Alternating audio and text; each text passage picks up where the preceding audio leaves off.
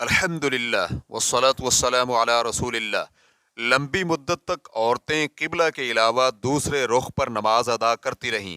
سوال کیا گیا ہے، کچھ عورتوں نے ایک فلیٹ کرایہ پر حاصل کیا اور نماز ادا کرنے کے لیے قبلہ کا رخ دریافت کیا اور بتلائے گئے رخ کی طرف نماز ادا کرتی رہیں، لیکن بعد میں علم ہوا کہ یہ قبلہ کا رخ نہیں ہے، لہٰذا اس کا حکم کیا ہے؟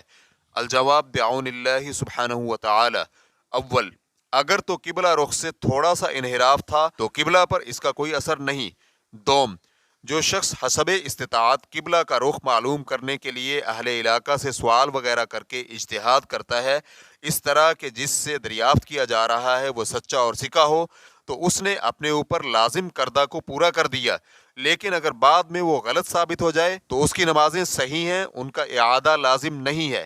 ابن قدامہ رحمہ اللہ المغنی میں کہتے ہیں، جس نے اجتہاد اور کوشش کر کے کسی ایک سمت کی طرف رخ کر کے نماز ادا کی اور بعد میں علم ہوا کہ یہ قبلہ رخ نہیں تھا، اس پر نماز کا اعادہ نہیں۔ جب مجتہد شخص کسی ایک طرف اجتہاد کر کے نماز ادا کرے اور بعد میں یہ ظاہر ہو کہ اس نے یقیناً کسی اور طرف رخ کر کے نماز ادا کی ہے تو اس پر نماز کا اعادہ نہیں ہے، اور اسی طرح اس مقلد پر بھی جس نے اپنی تقلید میں نماز ادا کی۔ امام مالک، امام ابو حنیفہ رحمہ اللہ کا یہی قول ہے، اور امام شافعی کا بھی ایک قول یہی ہے۔ واللہ تعالی اعلم۔